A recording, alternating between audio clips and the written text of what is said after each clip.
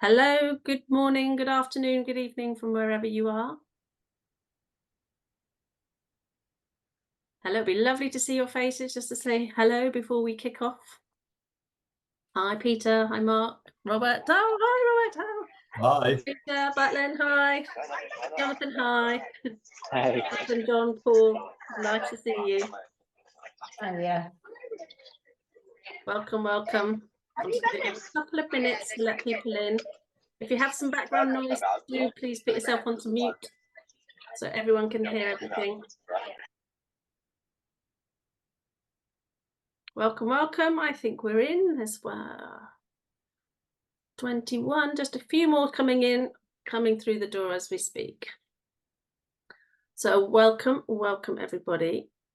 Can you all see me? If you would like to pin me or pin your speaker with the button at the top right hand side of your screen as people are speaking, and as our fantastic speaker today is presenting to you, you'll be able to see him in all glorious colour and all the information that he'll be demonstrating.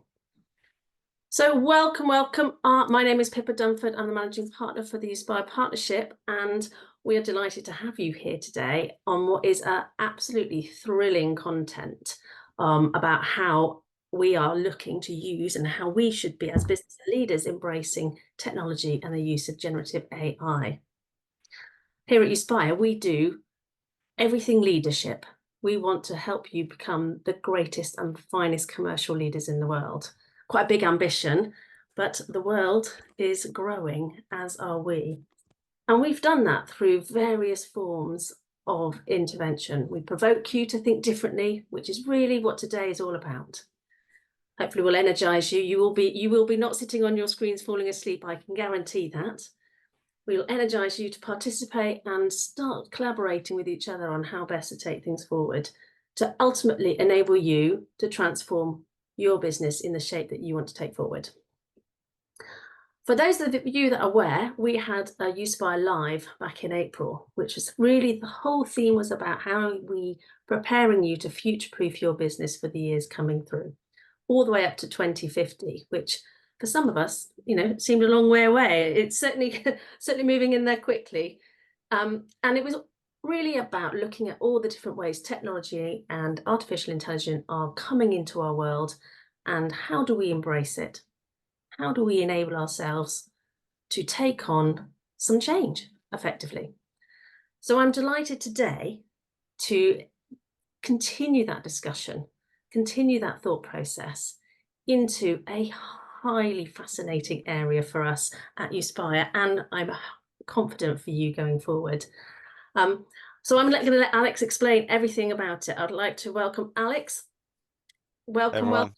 Thank you. And I will hand over to you with no further ado. Thank you for that. So great to see you guys. Before anything else is also put on the chat, this is quite an interactive presentation. So there are polls that I will ask you to use Slido to give me feedback on. Definitely would love to see the chat being used. So if you can be on your cameras, that's fantastic. If you cannot, but you can at least participate on the polls and on the gizmo, that would be great, because we're all going to learn together during this. I'll give you a very quick background on myself. So as you can probably hear from the accent, I'm not British born, although I do have British nationality by now after many years in the UK. I was born in Greece, spent a lot of my career in the UK, also Germany, Spain, France, US, and a few more places, Switzerland. And I've worked in consumer goods for many years. I was at Procter & Gamble in the UK and Switzerland and the US. And then around the global healthcare for Walgreens Boots Alliance. Of course, Boots the UK, all the Boots products, brands, healthcare services, and the rest. And over the last 6 years, I've been in the space of data and AI. I founded a business based on data that was acquired by Holland and Barrett. And over the last 3 years, I've been working on two aspects of AI. The first one is generative AI implementation in businesses, especially the last year and a half. So how do you actually use some of the capabilities of AI in workflows in businesses, and also using AI to help improve what I think is probably the most important aspect of this, which is the human aspect of business. And we're going to talk a little bit more about this. So what I have for you is a presentation around AI, around humans, and I'd love to hear, as I said, a lot of your thoughts on that. So I'll share my screen now. Hopefully you can all see it. Yes, absolutely.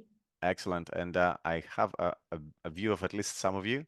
and I'll have my chat open throughout. So if you want to bring in thoughts as we go along, I'll aim to answer the questions anyway as we go along, and if not, I can definitely take questions at the end. So, by the way, future-proof is quite an ambitious title, right? As you will see in this, I don't think there's much that is future-proofed today, even large businesses with massive competitive advantages, but at least getting onto the journey, I think, is what effectively is the way of future-proofing a business.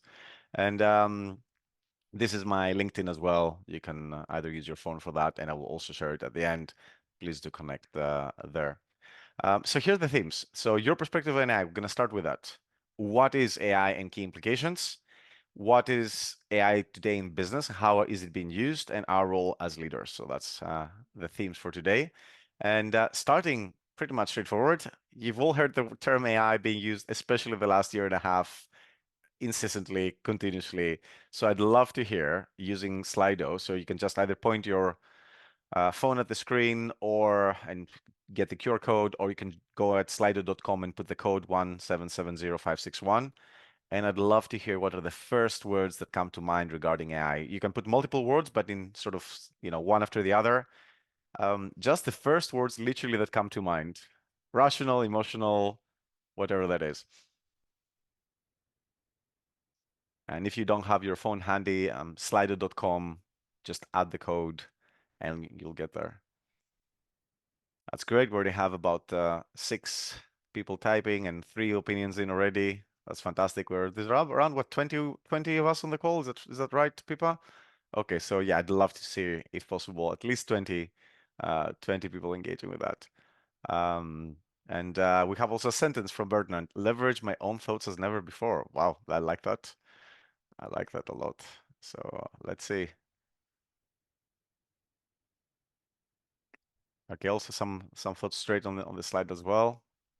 Let's see what the word cloud says. Interesting. We have a few more people coming through. Automation type saving, creation of new jobs. Great. Opportunity. And just a little bit of fear in there, right? So I'll tell you what I think, having been in this space now for the last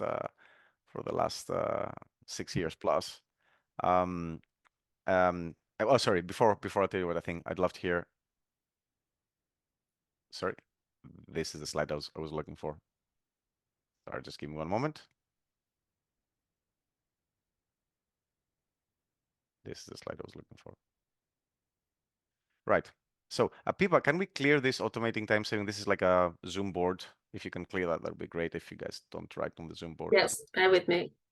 So the reason why I put these slides up, and I would imagine at least some of your children of the 90s, right? So you have seen Terminator 2. I have to check who has it. But the reality is, these are 2 real scenarios. They're very real, right? It's really, there is a decent chance, and by decent, it's not a 0.1%, right? There's a decent chance that experts say it's anything from 5% to 30% of this being the worst idea we've ever had as a humanity. And there is really amazing chance that this is also the best thing we've ever come up with. So either being exterminated or living happier, healthier, more engaged lives for a much longer time period, right? You choose. But the reality is, if you don't have both perspectives at the same time when you're dealing with AI, you don't really understand it. So there's something about being able to constantly remember, this has the potential of being a very bad idea. This has the potential of being great. And you need to participate in the discussion. You need to be part of this in order to have a chance for this to be a good thing, right? And that's what I think is the current debate is, which is how do you actually do that, or how do we make sure this is the right picture much more than the left picture? So the other question is, what AI tools do you know of, right? So that has already switched if you're on your phone. I'd love to hear, just give me the names, right? The names of the AI tools, and I'll show them as they're coming up. Just as many as you know, as many as you want, as many as you sort of great. ChatGPT literally in the middle of everything else. ChatGPT and Gemini and OpenAI, of course, and ChatGPT. Any more apart from ChatGPT? Anything else? Anthropic, great. That's Claude is their bot. Yeah, so Claude from Anthropic, great. Mira, I would imagine that the Mira board. Maybe I don't know what Mira is. Yeah. Yeah. Copilot. Thanks for that. Copilot, Microsoft Copilot or GitHub Copilot, great. Very good. Now, you've answered this question. What about, though, what tools are you using regularly at work today? Daily, right? So this is not a once a week I went to ChatGPT and got a little bit of feedback on an email, right? This is like, what are you actually using daily? Okay, so ChatGPT, some people daily, none, and Gemini. And there's a question from Chris Proud to me. What are you using? Is that to me, Chris? What are you using daily? Or was it to the group? Just to the group to help keep them on track. Questions, Yes. that's fine. Excellent. Nothing daily. Okay. Yeah. Not surprising. Very, very normal for actually, as you'll see in a moment, many businesses around the world, even very large businesses. So Canva that has been integrating AI, but mostly nothing, right? Great. Okay, good. We know where we are. Let's see a little bit what is happening. I'll play you this video. Proud of and why? Certainly.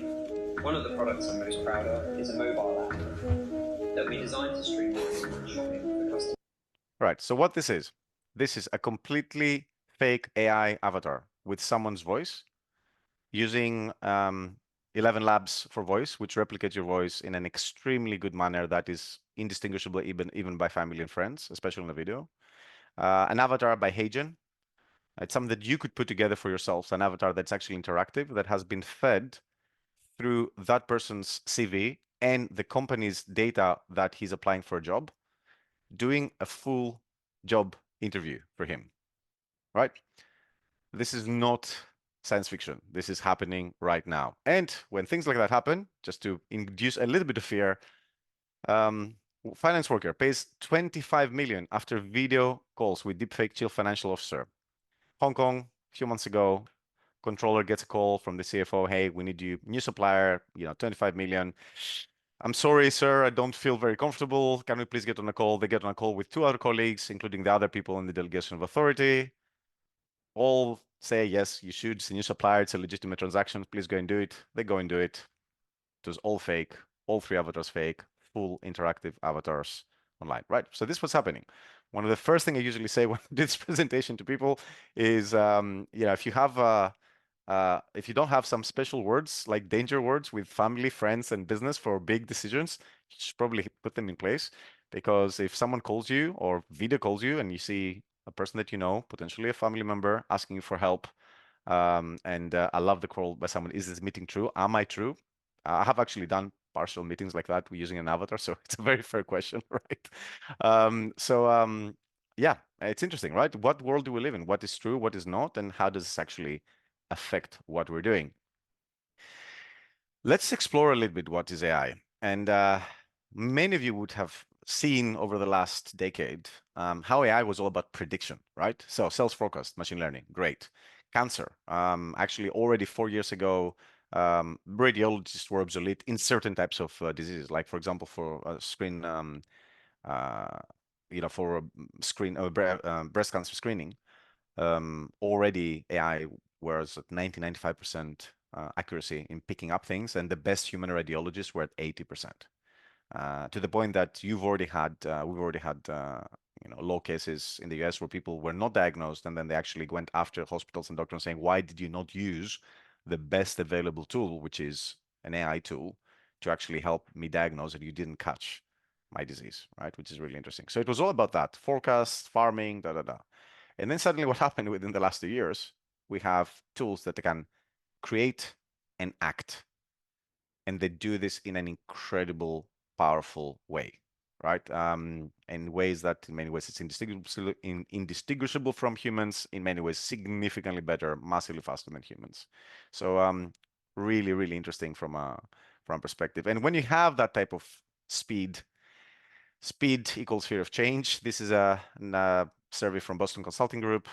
52% of business actually discourage using AI in their organization. I was speaking to someone yesterday from a very big business in West Asian country close to Europe, and she was saying that she has banned her full business from using AI because of fears on data and everything else.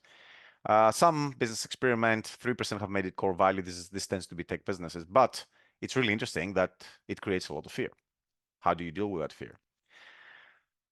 And yet, when you look at adoption, it's fascinating. It took us 75 years to get a phone line to 100 million users.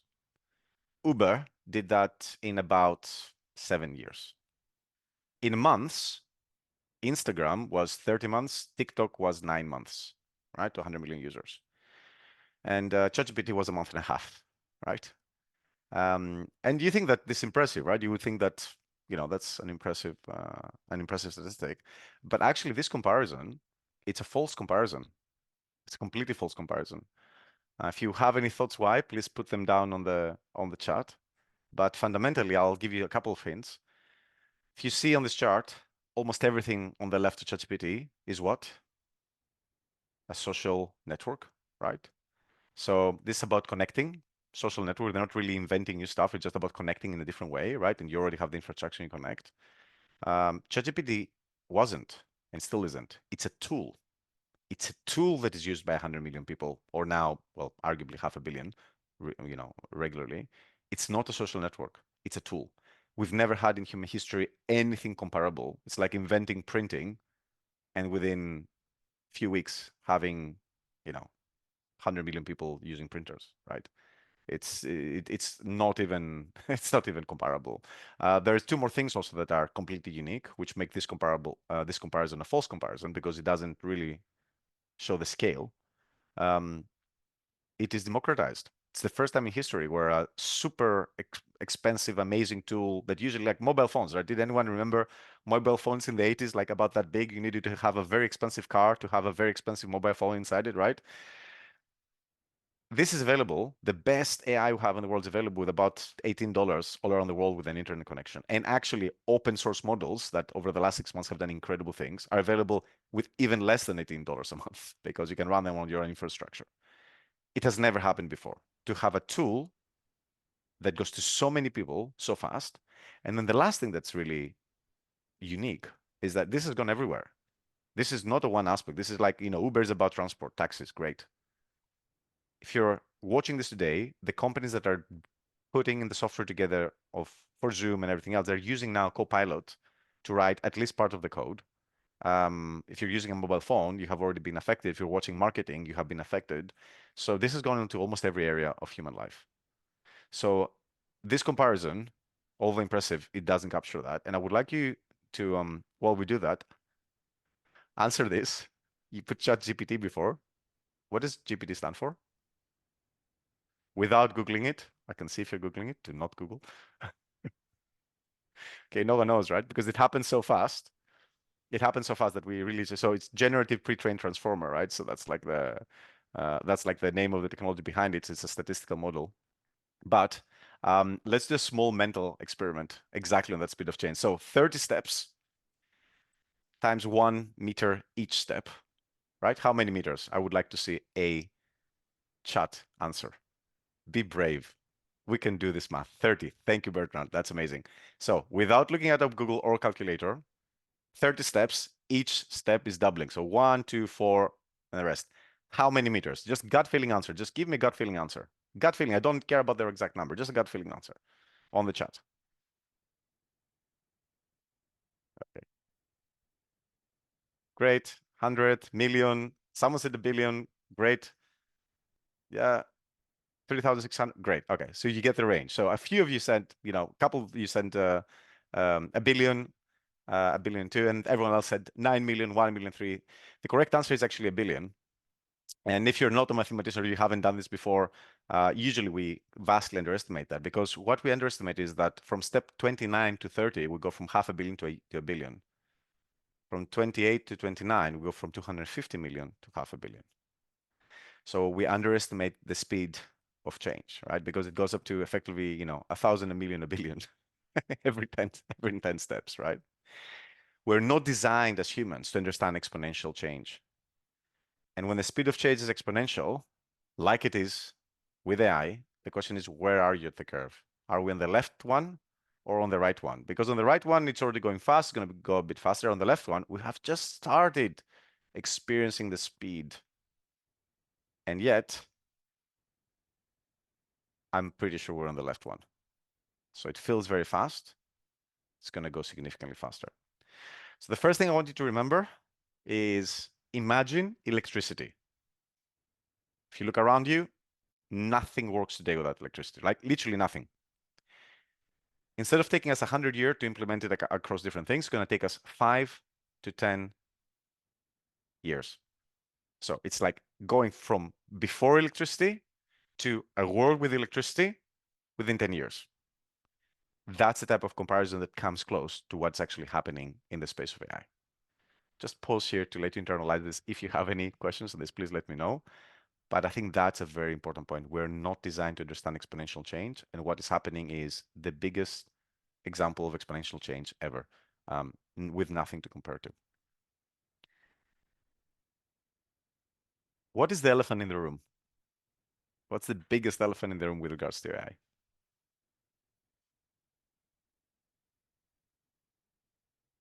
And someone said some companies have actively chosen not to get on the curve. We'll talk about those companies a bit later on. So what do you think is the elephant in the room? Yes, thank you, Mark. Fear of massive jobs, absolutely. Fear of massive job losses, right? Will it control us? Another good one. But I think the most imminent one is fear of massive job losses, right? That's the one that everyone's talking about. Here's what we know from both history and what is happening right now. The chances are that although there will be a lot of job losses, there will be also a lot of job creation. Now, is it going to be the same number, less or more? We don't know, but we already have this issue. There's a lot of new jobs out there that we cannot fill them in. However, the skills required for those new jobs are different to the old jobs that are getting obsolete. If any of you, I don't know if anyone on this call have ever been into rooms with typewriters. They used to exist apparently in the 80s with rooms where people were just typing stuff, right? That job doesn't exist at all, right? It sounds archaic, right? Now, but it took 20 years for this to happen. So the typewriters could learn new skills, could retire, could do all sorts of things. What happens when it takes 2 years? What happens if I used to dub movies as a job and within literally a few months I don't have a job? Which currently, by the way, dubbing is solved, right? I mean, we will not need humans to do that. I mean, it's already done. That's an example, right? So it's a really, really interesting thought. And someone said we still type. Yes, but even that will be is less and less. I mean, what's happening with AI is things, but we don't need someone to do the typing for us, right? So that's the second big point to remember. Adopting AI is not a tech issue. It's a human adaptability issue, because the AI will evolve and ChatGPT 5 and Claude 4 and all the things will happen. But the reality is the human interface is much harder to upgrade. So how do we actually do that? How do we create a culture of adaptability? How do we help our people? How do we help ourselves adapt to that? I think that's a big question.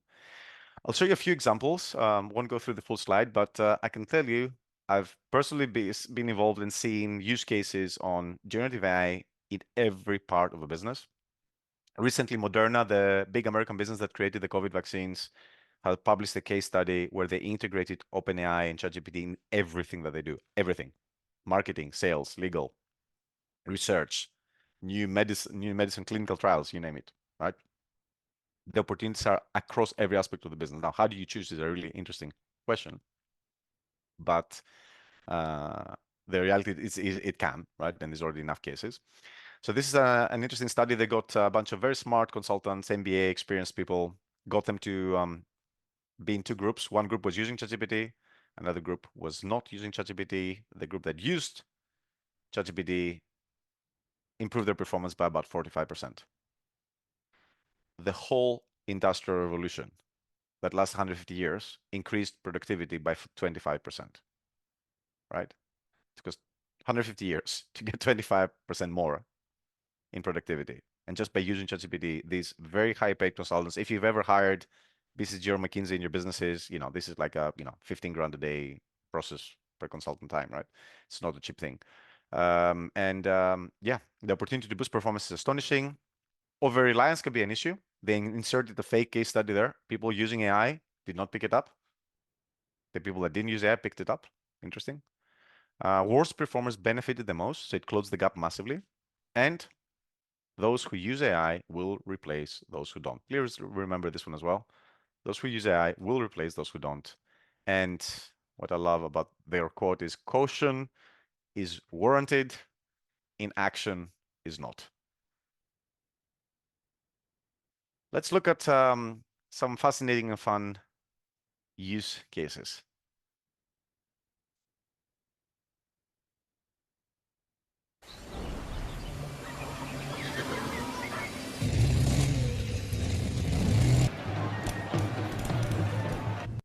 Has anyone seen this video? No? Okay. Have a look at this particular aspect of this. This is looking from inside a train. I think it's in Japan. You see the reflection? Yeah?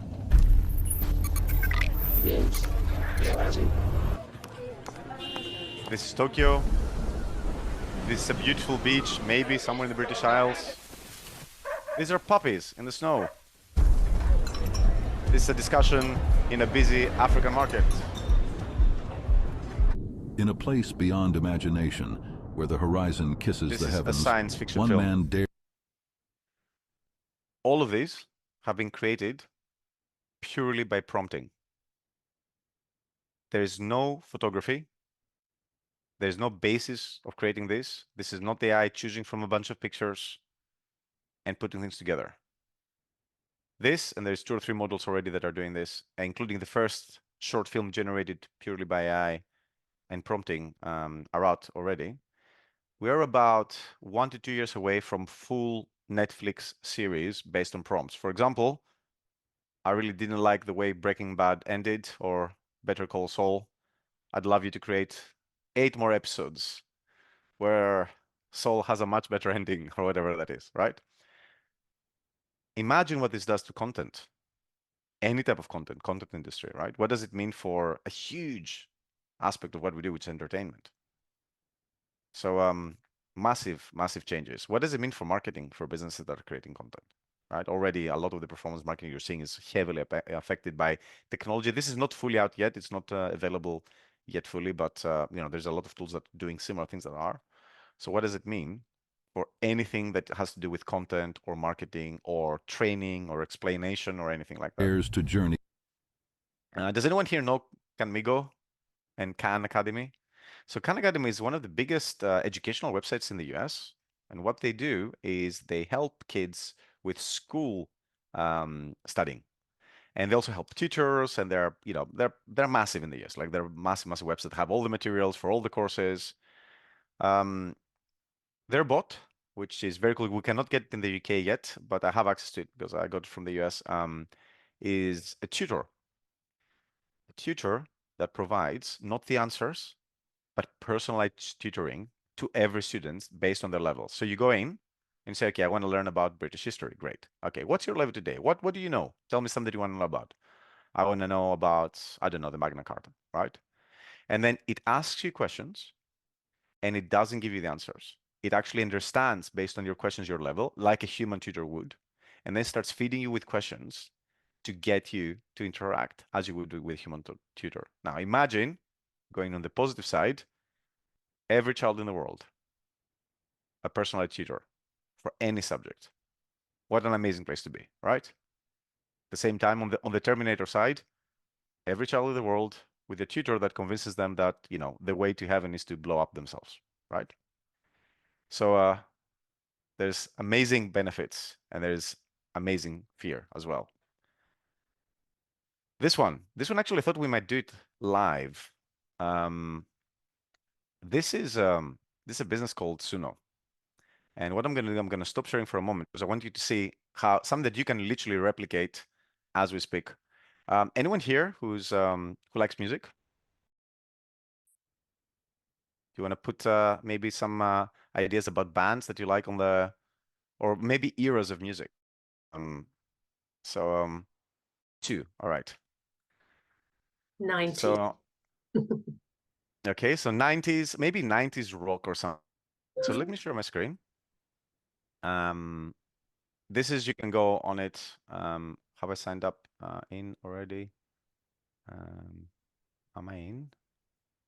Okay, let's say a rock song from a band called U3 with lyrics about Uspire being an amazing organization.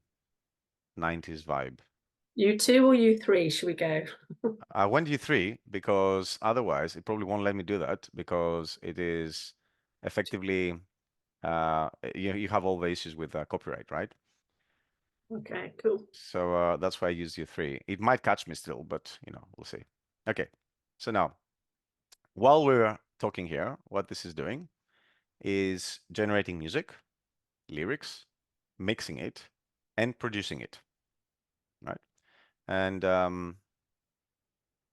let's start. We have a few options here, right? So I hope you can hear this. In the city where the lights are dim, there's a beacon burning right within. Uspire shining through the haze, giving us hope in these days. Right. So that's one version. Great. What about this one? In the city where the lights are dim, there's a beacon burning right within. Right. Not bad, right? For 1 second. That's how much it took me to write a prompt, right? What does this mean for music creation? What does it mean for anything creative? One of the big aha moments that people are having with this generation of AI is that things that we thought were somehow uniquely human and amazing and unique, they turn out that they're not at all, right? Machines can do them significantly better, like writing, like language, like making songs, like creating videos. The other thing, of course, that is super impressive with all of this is that to create a video with AI, the AI needs to understand the world. So it needs to actually create a physical model of the world, to have those puppies playing in the snow and you can see their hair and the snow bouncing off them. It actually generates a model of how the world actually works, like a full simulation of the world. So what has been happening after this has been now a little bit more widespread the last few months is people are saying, great, so we can train robots for free, robots that don't exist, that can just go and train 100,000 robots at the same time. Guess how much faster this is than actually having to build a robot like Boston Dynamics has been doing for years and waiting for this to build and move around and fall and everything else. What if you could run all that training within literally seconds, right? Legal. Is anyone here in the legal space or not? By the way, someone said sounds like Nickelback. Yeah, I felt that as well. It did sound a bit like more like Nickelback. Anyone who is either working in law with lawyers or anything like that? Okay, maybe We've one. certainly trained a few lawyer companies. So here's what's happening in the US, and I think more and more in the UK, although the UK is a little bit behind. So people have trained AIs into all case law ever. Have you guys seen Suits? Few of you at least would have, I would imagine, right? You remember those overnighters where they sit around and there's paper all over the place and they pick it up and they find the one case from 55 years ago that justifies to the judge and wins the argument, right? Okay, seconds. And AI can look into all of that within seconds and can tell you this case works, here's why. This case doesn't, here's why. If you're hiring a legal firm and they're not using AI and your competitor is, you're already at a massive disadvantage. But here's what else we found out. You can do things that were not even thought of before. For example, they've trained AIs on decisions of judges in the US. And they noticed that some judges, when they're hungry and they want to go for lunch, they might hand out either harsher or more lenient sentences. So if I know that for the judge and I'm protecting my client's rights, then I'm trying to get a slot now just before lunch, depending on what the judge is likely to do, right? Interesting how you can actually pick up human biases. Lots of biases with AI, but how can you actually pick up human biases using AI as well? This one, I'm sure some of you will be in the customer service. Hi, Marion. Thanks for calling Superhuman Airlines. How can I help? Hi there. Can I check if my flight is still on time? Of course. Are you calling about flight number PA4632 from LAX to London Heathrow on September 22nd? Yeah, that's right. I can confirm that flight number PA4632 from LAX to London Heathrow will be departing on time at 7:30 p.m. on September 22nd. I also noticed that you don't have any baggage booked. Would you like to add some? Oh, yeah, I didn't realize. I would like to add one suitcase if that's okay. Okay. I can add one additional bag weighing up to 23 kilograms for $35. Would you like me to add that for you? Yeah, that would be great. Okay. I have a card on file for you ending in... And so on and so on. Fully autonomous. If you go to the website, by the way, this is for some time ago, like, so like a good 4 months ago. Now they're doing this, not just for major businesses with call centers, for the local pizza place. They have, like, they literally have examples from the local pizza place implementing that. This is ready today. This is not like some future This is, you can probably subscribe to it and get it set up for your business in 1 hour, maybe a little bit longer if you need to, you do some connections and to make sure that you have the right authorizations, security. What does it do to customer service? I can tell you what it does. It reduces the valuation of customer service businesses to 25% of what they used to be 2 years ago.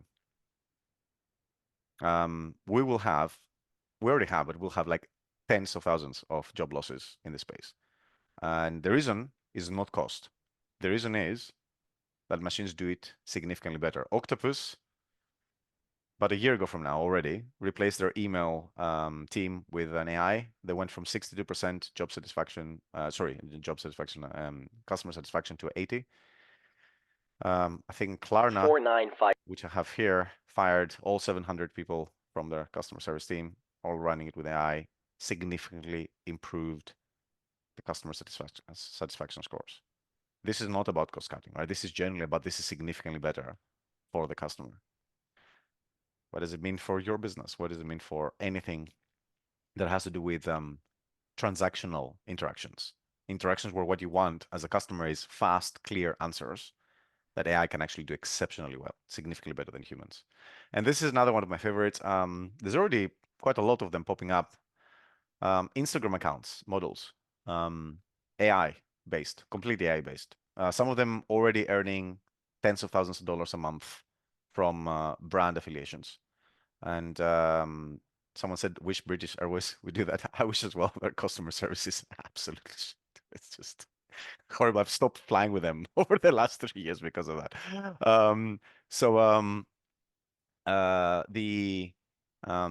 Completely fake accounts. In the Spanish, there's one Spanish one which is actually getting quite big, and apparently a very famous Spanish person slid into the DMs of the AI model and said, "Oh, I would love to meet you in real life." It's like they didn't even understand. It's called something AI, the title, and they didn't even understand that, right? So interesting. So you need a process to start looking into that, and that's the process that we're doing for when we're helping business implement that, which is assess, understand what are your most important priorities in the business, discover what solutions are out there, prioritize based on that, based on your ideas and what is possible, then develop, then implement. Sometimes development could be like a day, sometimes it's a little bit longer, right? But the reality is this is an iterative process, and we have already businesses and clients that are doing that.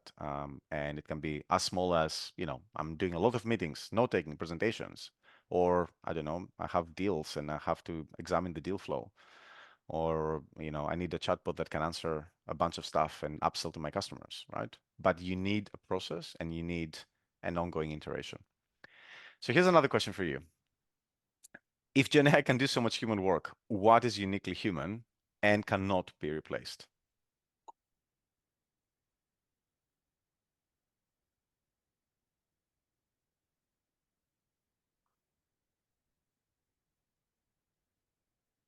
So what is uniquely human?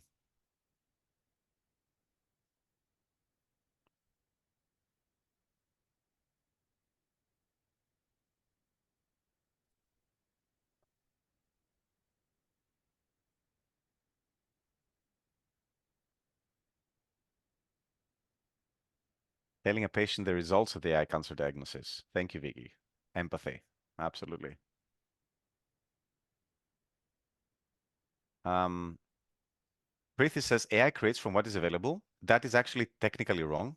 It doesn't. The big thing with this generation of AI is that it creates stuff that is not available. It doesn't just reproduce. It produces genuinely new, undiscovered content. So that is a common misconception that I'd love you, to just sort of understand that yeah, AI is this is called generative AI. It's actually generates stuff. It's not just, it doesn't just reproduce. In a similar way that Picasso did not wake up one day and start painting. He probably knew of Van Gogh and a bunch of other painters before. As we humans do, we learn from things and then we create new stuff. That's exactly the same process. So let's see what you guys say here. Emotion, empathy, absolutely. All of these things, absolutely right. And here's the interesting thing, right? These are the soft skills that we're talking about. Connection, adaptability, relationship building. And we're doing really, really badly on this one. This is some data. I'll tell you the source in a moment. 50% of employees want to quit because of the bad relationship with their boss. That is in the UK and the US. 80% of leaders promoted with zero training. The CMI called them accidental managers in a report published in October. Bad leaders called the US economy, just the US economy, $1 trillion a year. And this is a 42 billion market and growing. And 2/3 of it is wasted. And the resources for that are McKinsey, Gallup, the Society for Human Resource Management, and Chartered Management Institute. So we're doing really, really badly at the one thing that is uniquely human, right? This needs to change, right? The problem with that is group training scales, but doesn't really work, right? When have you had a leader that was very smart but couldn't manage their people and send them in the group training? They came back and they became amazingly empathetic and knew how to speak to their team and build relationships of trust. Never. But it's budget friendly, which is why most businesses do that. One-on-one training does work, can work up to a level, but doesn't really scale, and there's still no data. And here's where it becomes really interesting. AI allows us to do something that we couldn't do before, treat soft skills development like sports. If you want to learn tennis, what do? You go and you record your games, right? And then AI gives you data and metrics in every professional sport. Then you still work with a human to get some review and feedback and what do I focus next? And then you're going to do guided, deliberate practice. And then that's the process, right? And that's the process that people do in sport.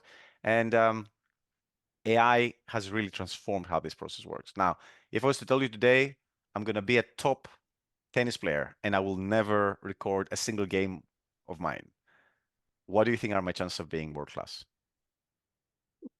Zero, right? Absolute zero. Like this, there's no doubt. No one has done it over the last 20 years and no one will, right? It's just a zero chance. So this process, we know it works in other areas where we need to change behavior. And of course, the question is, how do we actually find ways to do that in other spaces? And here's where my pitch to you is that the human aspect really is important. Anyone playing chess here? Or a little bit? Okay, a few of you. So chess, we have had AIs playing better chess than humans for 25 years, 1997, actually more now.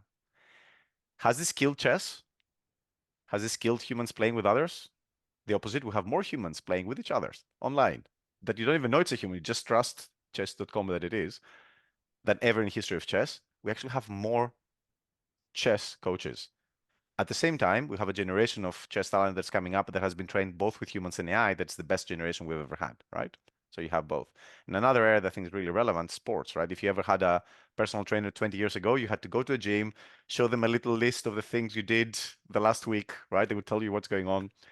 No one is doing that today who knows what they're doing in personal training. They're using data together with human coaches. Personal trainers is one of the fastest growing professions in the world, especially in the Western world, not surprisingly, right? So AI has actually helped this grow, generating more jobs because now a personal trainer can look at 10, 50, 100 athletes at the same time and help them in different ways, right? So that's also another part that we do, Tovida. So we combine AI and human expertise to grow leadership and communication skills. So we actually record one of the questions that I'm asking people, especially when we do leadership discussions. Okay, how many one-on-ones have you done with your employees? And if I ask you in this call, I would imagine that it ranges from hundreds to thousands, right? Then it's okay. How many of those have you recorded and self-reflecting on? And the chance that this is more than zero is very, very little. If someone has done this and it is more than zero, please put it in the chat because I'd love to hear about that. But so how do you know? How do you know you're actually getting better? You can get better on that. And what AI can do now, you can record very privately. You can get data on this. You can actually still get a human to help you in the process, and you can genuinely change behavior within a very short period of time. And this can be for leadership, can also be for sales. If you're doing consultative sales, sales that require trust built, right? How do you actually help people change those behaviors? So that's our passion at Ovida. So I want to finish and leave a little bit of space for discussion with our roles as leaders. And these are the key insights I would love you to remember from this presentation. The first one is that AI is moving faster than anyone thought possible and will keep accelerating. It moves so fast that, to give you something that literally just happened this week, Meta, so Facebook, is probably the third biggest investor in AI in the world. Their global head of AI said 2 months ago, large language models, they don't do spatial reasoning very well, and that might be something that prevent us from going more advanced with LLMs. That is literally one of the most informed people in the world talking about this.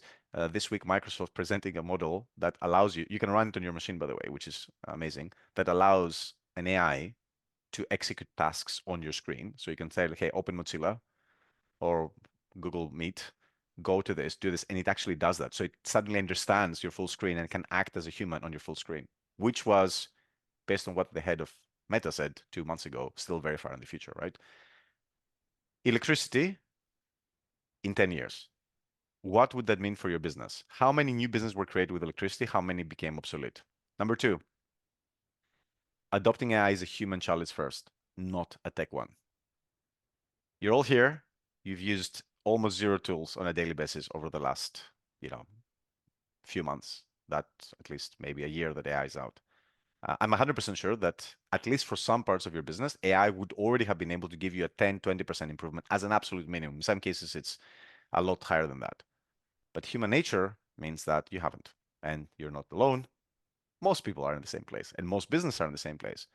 But those who use AI will replace eventually those who don't. In some industries, immediately. Call centers, customer service, content creation, it's already happening. In some other industries will take a bit longer, but it's going to happen across all industries eventually. Therefore, caution is warranted, inaction is not. Or you will be eventually obsolete. And people ask, oh, but in my industry, I'm producing metals. Yeah, of course, you're producing something physical. Your competitor may implement AI in their legal department and to find more customers, but they will not fundamentally change immediately the way that you're transporting metal or the client relationships that you have.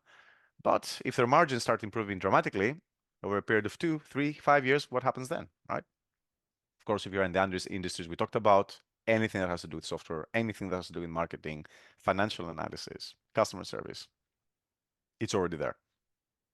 Therefore, and this is my last slide, key actions. First of all, you need to start experimenting in a small or large way and set up a team or a culture of doing this work ongoing. The single biggest difference in businesses that will thrive in this environment is going to be how fast people within this business are able to pick up new ideas, assess whether I should implement this idea here or not, and when do I do it and how do I do it. And I'm also ready to have some failures on the way and iterate in this process. If you cannot do that, I can guarantee you that in most industries, it might take 3, might take 5, might take a maximum 7, 8 years. You will not be part of the business that are doing well, guaranteed. Number two, upscale your team's soft skills in order to do number one. That will make the biggest difference in the short and mid-term. If you don't have the people ready and trained to be able to go into the journey, if they don't feel trust, if they don't feel that you're supporting them in order to be able to experiment and learn and find new solutions, they won't do that. And that means that you will not get new solutions. And we live in a time where, even as an experienced business leader, not having the answers is actually the norm. Therefore, asking the right questions is the only thing that matters, because even Google doesn't have the right answers. So what is for many people shocking, for me it wasn't, because it's happened so many times in corporate history. The technology behind OpenAI and Anthropic and everyone else was developed by Google, and they sat on it for 3 years, and now they're losing the whole market. Google, arguably one of the world's most innovative companies the last 20 years, and they literally sat on it because human nature, right? So how do we upskill people? And of course, the last part of this is get some help And if you want, engage with me as well. More than happy to have the discussion.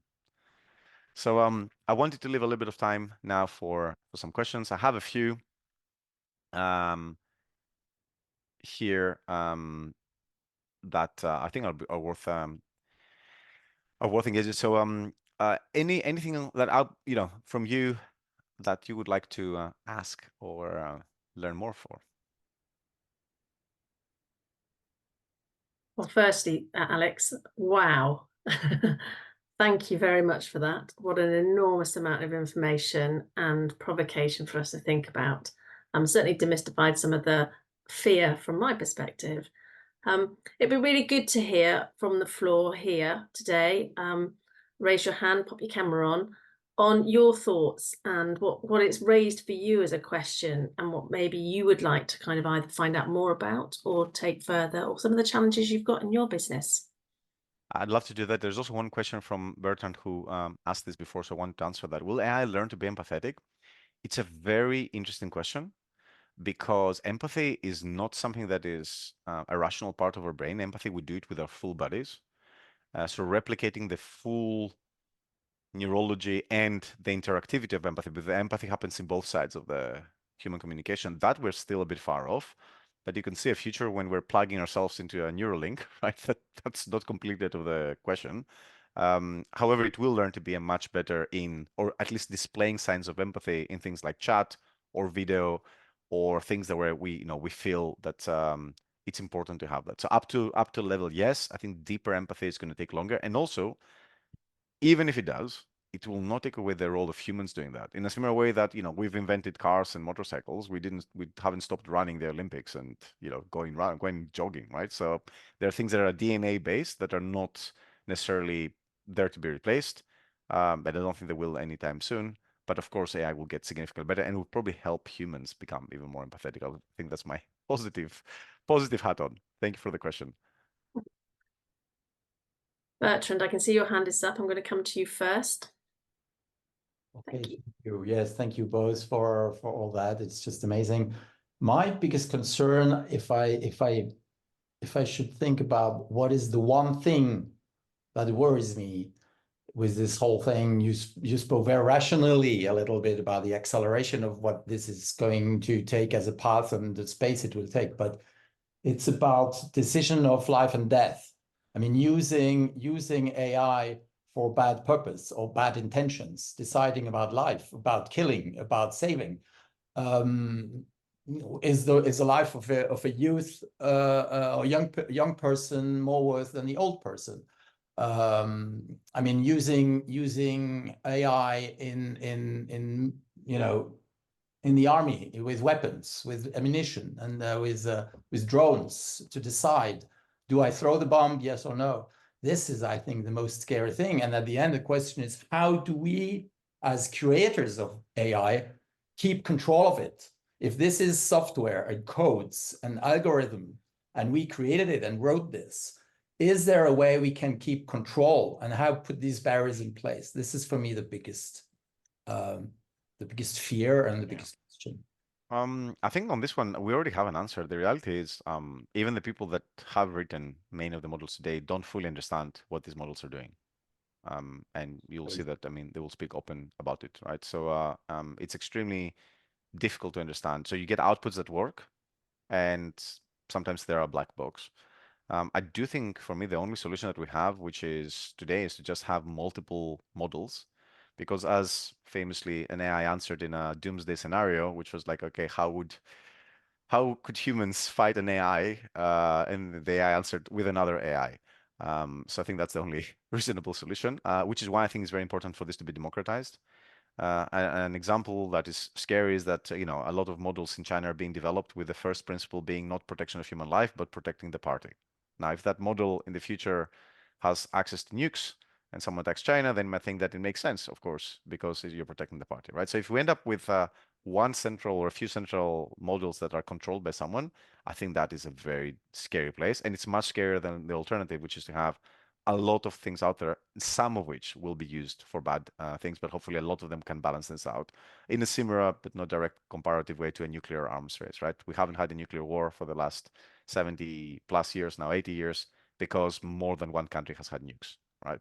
If only the US had nukes, I'm pretty sure we would have had some more examples of nuclear war. So there is something about that I think is the solution. But I think ultimately engaging with this and being part of the progress is the one thing that we can do, all of us in this call, to make sure that this goes the right way. Thank you for that. There's a few questions. Will we get an AI CEO? It already has been done. So Peter, thank you for that. Thank you very much, Alex. Thank you. Already has been done. A few examples. I think there are some jobs where an AI CEO is already outperforming human CEOs in specific analytical tools. We're still a bit far from that to get truly a fully AI CEO, but it is already possible, so it's completely conceivable. So yes, we will in some areas. We will get businesses that are massive businesses run by very few people and a few very fast and very capable AI models. Systems fail or are hacked. That was another question from Vicky. Yeah, it's the same answer as what I said before. You need to have more than one systems, so you can counter that. There's no other way. I mean, literally, if you don't have access to something that counters another AI system, you will not be able to do much.